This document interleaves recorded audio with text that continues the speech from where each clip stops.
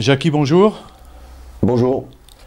On se retrouve ce matin pour parler un peu, faire un peu le bilan de ton équipe. Voilà, on vient de franchir le premier quart du championnat.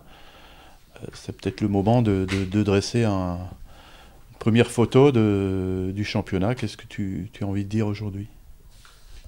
J'ai envie de dire que je suis en train de préparer le deuxième quart et en essayant de tirer certaines conclusions de ces 10 premiers matchs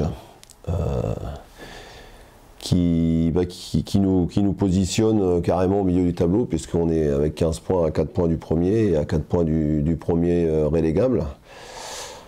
Alors que je pense sincèrement qu'il y a une forme de gâchis pendant ces 10 premiers matchs, avec notamment des points perdus un peu bêtement et de notre faute à l'extérieur notamment, qui fait qu'on aurait pu être beaucoup plus près des 2 premiers. Justement, on a l'impression, en regardant, en survolant le parcours jusqu'à présent de ton équipe, qu'il y a 2 équipes, une à domicile, qui ne prend pas de but, qui est invincible, et une à l'extérieur, qui avait donné beaucoup d'espoir lors du premier match à Colomiers avec une victoire, qui depuis a fait 2 nuls et 3 défaites de rang. Est-ce qu'il y a 2 équipes ou pas? Si je m'en réfère au classement, il y a 2 équipes. Il y a une équipe qui a pris 11 buts à l'extérieur en 6 matchs et une équipe qui n'en a pas pris pendant 4 matchs. Donc je crois qu'avant tout, le problème d'une équipe qui aspire à jouer devant dans le championnat, si c'est notre objectif, c'est d'abord d'avoir une des meilleures défenses, ce qui n'est pas le cas aujourd'hui. Et c'est vrai qu'après un bon départ, on a craqué déjà la première fois à Colmar en prenant 3 buts. On a eu la chance d'en marquer 3 et de revenir avec un point, mais je veux dire, on ne peut pas se permettre de prendre toujours 3 buts, comme ça a été le cas aussi à Bourg. On en prend 2, comme c'était le cas à Chambly, voilà, ou de se déconcentrer sur la fin du match à Bourg-Péronnin. Je pense qu'il y a un manque d'attention sur le plan défensif à l'extérieur. Globalement, on n'a pas pourtant l'impression qu'il y a une volonté de jouer différemment à la Méno qu'à l'extérieur. Il y a la même volonté l'année d'avant. Il n'y a pas 2 équipes différentes. Qu'est-ce qui fait un peu... C'est une coïncidence alors ou...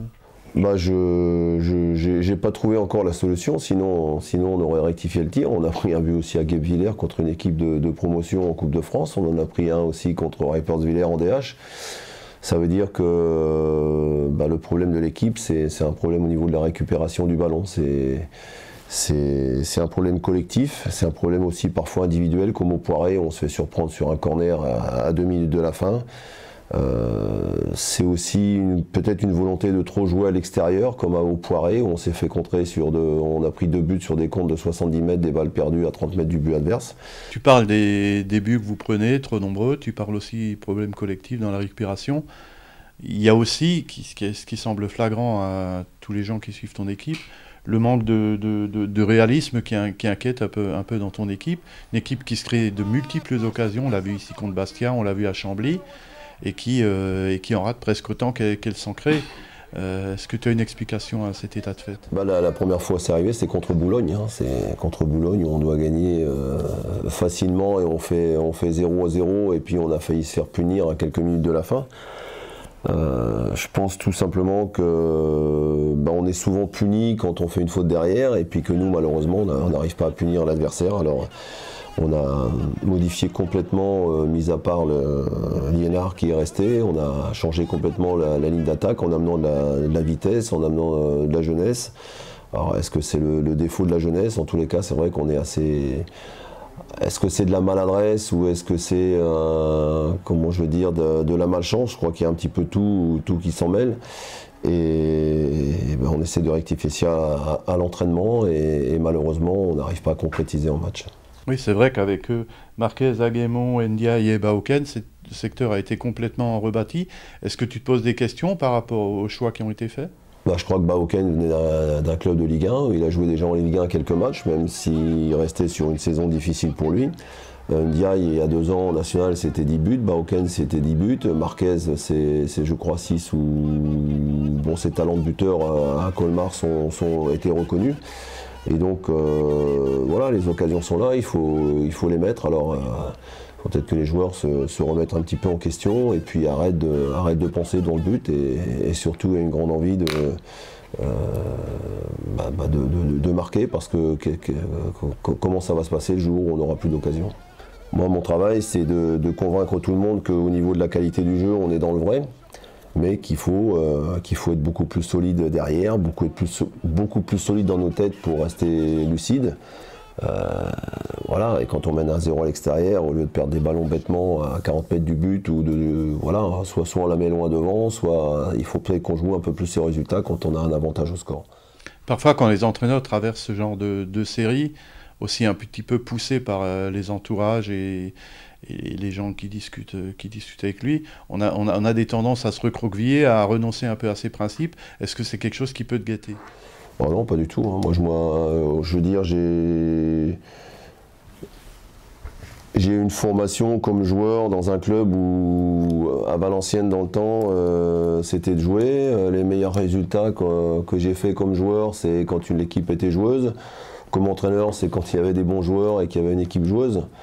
Voilà. Après, jouer et avoir envie de jouer, ça n'empêche pas la rigueur. Voilà. Et j'insiste surtout dans mes préparations de match à dire aux joueurs que si on n'est pas performant au niveau de la récupération du ballon et sur le plan défensif, et si on n'a pas le ballon, on ne peut pas jouer. Or, le ballon, là, souvent, et le malheur, c'est qu'on est peut-être trop joueur et qu'on manque d'expérience dans certains domaines et qu'on perd surtout trop de ballons.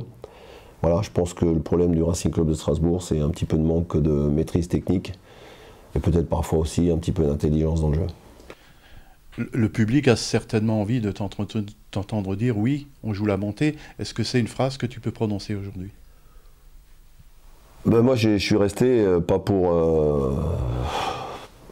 comment je veux dire, pas pour végéter au milieu du tableau, parce que j'estime que Strasbourg, pas seulement parce que Strasbourg est un ancien grand club de Ligue 1, je veux dire, ou un ancien grand club professionnel, mais franchement, quand on voit les structures, quand on voit le public, quand on voit la direction mise en place, et plus de problèmes de ce côté-là, je pense qu'on mérite mieux, et je suis persuadé qu'à travers les 10 premiers matchs qu'on vient de jouer, et les équipes qu'on a rencontrées, on n'a rien à envier à qui que ce soit. Alors maintenant, annoncer qu'on joue la montée, c'est facile à dire. Je dirais pas ça, mais je dirais que ça serait pour moi une grande déception si on n'était pas dans le haut du classement. Pas forcément le tout haut, mais très très proche des 3 premiers, voire dans les 3 premiers, ça serait une grosse déception. Je voudrais dire aussi comme message que le groupe de joueurs qu'il y a ici, peut-être il y a des joueurs maladroits, peut-être des joueurs qui manquent d'expérience, peut-être des joueurs qui ratent des buts, mais je veux dire, ce sont tous des joueurs qui bossent, des joueurs courageux et des joueurs pour l'instant qui ne me créent aucun problème sur le plan de la gestion. Même si je fais beaucoup tourner devant, c'est parce que je n'ai pas trouvé la solution, et à chaque fois qu'il y a des choix qui sont faits, pour l'instant, tout le monde les accepte. Et je pense que c'est un groupe qui vit bien, et j'aimerais que ce groupe soit récompensé par justement une place intéressante à la fin du championnat.